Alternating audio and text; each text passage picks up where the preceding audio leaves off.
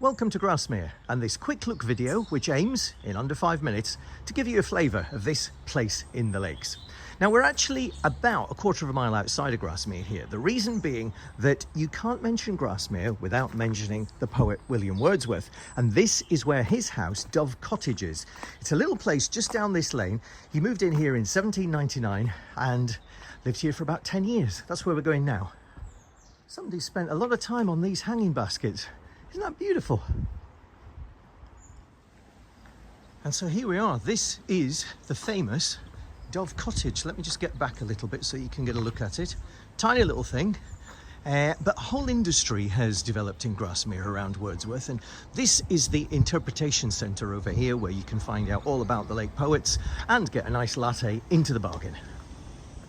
Right, so here we are coming into Grasmere village. Now, whilst the village isn't car free, as you can tell, people are encouraged to park on the outside of the village, which does make it relatively car free, although you do have to watch out for the occasional person that drives through. As with every Lake District village, there's all sorts of places where you can buy postcards and sheep. Peter Rabbit's very popular in this area, and if you're a fan of Beatrix Potter's most famous character, you'll find just about everything with Peter Rabbit's face on it in this shop, including a Peter Rabbit mini chopping board. Hey Peter, just have a lie down on this for a minute, will you? There's no shortage of places to eat and drink in Grasmere, including this one, which overlooks the river.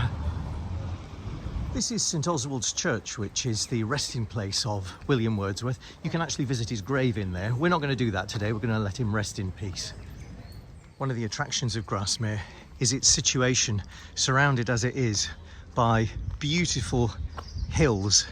And there's something that's a little bit unusual about this village, which is the smell that you get every now and again, the smell of baking. That's because just over here is the famous Sarah Nelson's Grasmere gingerbread shop. That's where we're going now. So this is the little gingerbread shop in Grasmere. Sarah Nelson, who I suppose was the Mary Berry of her day, started making Grasmere gingerbread, which is a bit more like a flapjack really, in 1854. And as you can see, the shop is absolutely tiny, so we're not going to go in, and they're queuing out the door.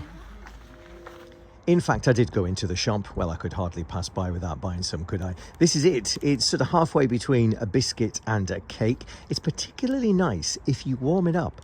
And you can even do things like break it up and sprinkle it over ice cream, things like that. Very versatile, very tasty. I'm filming this in September, but if this was the spring, this is the place to come, because as you probably know, Wordsworth wrote about daffodils, and this little walk around the village has been planted up with daffodils. So come here in sort of April time and it'll be a sea of yellow. Tea rooms everywhere. You're not going to be stuck for a bit of cake. As I mentioned earlier on, Grasmere is a cultural mecca, what with its links to Wordsworth, but never mind him, ABBA's on Saturday. A bit like Ambleside, there's lots of places to buy your outdoor gear here. Whether it's boots or jackets or whatever, you'll find it in Grasmere. It's always worth leaving the tourists behind every now and again to explore the little side streets that so many people never see. The Heaton Cooper family is a family of artists that's had a connection with Grasmere for many, many years, and this is their gallery, cafe and art shop. And Grasmere, of course, being a village, has what every village needs, which is a village green. This is a good little corner of Grasmere. You can get yourself an ice cream and buy yourself something with a sheep theme. What's not to like? That's a true Lake District experience.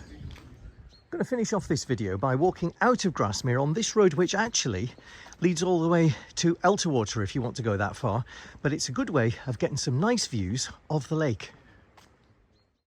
And here you go. This is the kind of view I was talking about. Beautiful, eh? You don't get much more Lake District than that. So I hope you've enjoyed this quick look at Grasmere, and I'll see you on the next video.